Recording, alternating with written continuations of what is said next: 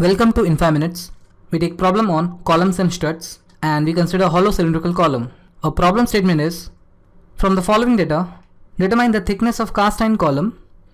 Assume both the ends of column as fixed. The length of column is 3 meter. External diameter is 200 mm.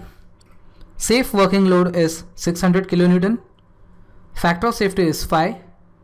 Ultimate compressive stress or crushing stress is 570 Newton per mm square. And Rankine's constant is 1 by 1600. So in the problem, our given data is, we have cast iron hollow cylindrical column. The length is 3 meter, which is equal to 3000 mm. End conditions is given as both ends fixed.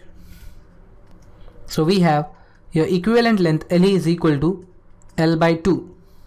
The external diameter capital D is 200 mm.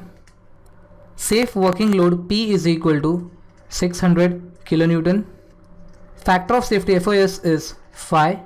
Ultimate compressive stress sigma UC is equal to 570 Newton per mm square. And Rankine's constant A is equal to 1 by 1600. And in the problem, we have been asked to find the thickness T of this cast iron hollow cylindrical column. So now let's solve the problem. So solution, we know that the internal diameter of hollow cylindrical column small d is given as capital D minus 2 times of T, which is thickness. So we'll first determine this internal diameter, and from this formula we'll determine its thickness.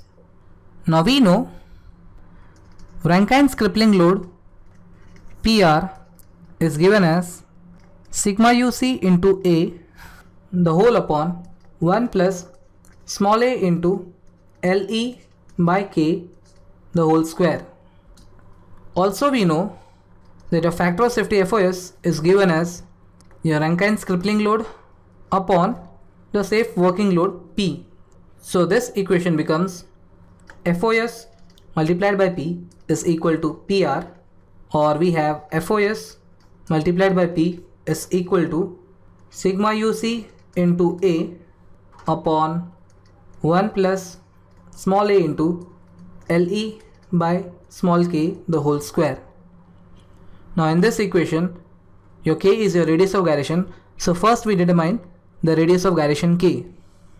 We know the radius of gyration k for a column is given as square root of I by A, where I is the moment of inertia and A is the area of the hollow cylindrical column section.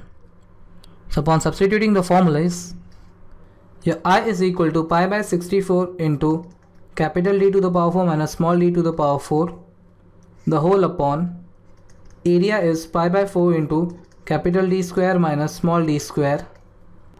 Now here d to the power 4 minus small d to the power 4 could be considered as a square minus b square, whose value is given as a plus b into a minus b. So our this term becomes capital D square plus small d square into capital D square minus small d square the whole upon 16 into capital D square minus small d square. So this two capital D square minus small d square terms gets cancelled, and we get the value of k as square root of capital D square plus small d square the whole upon 4. So now substituting this value of k in this equation and also substituting the values of all the other parameters from this given data, we have FOS, which is 5, multiplied by safe working load, which is 600 into 10 to the power 3 Newton, is equal to sigma UC, which is 570 Newton per mm square, multiplied by area is pi by 4 into capital D square minus small d square the whole upon 1 plus small a is 1 by 1600 into LE by K square is LE is equal to L by 2. So we have 3000 upon 2 multiplied by the value of K we get is square root of capital D square plus small d square by 4, and this whole will be square. So upon solving this, we get this as the product of 5 multiplied by 600 into 10 to the power 3 is 3 into 10 to the power 6 equal to 570 multiplied by pi by 4 is 447.61 into capital D square minus small d square the whole upon 1 plus 1600 into, now 3000 divided by 2 and multiplied by 4 is equal to 6000 upon square root of capital D square plus small d square the whole square.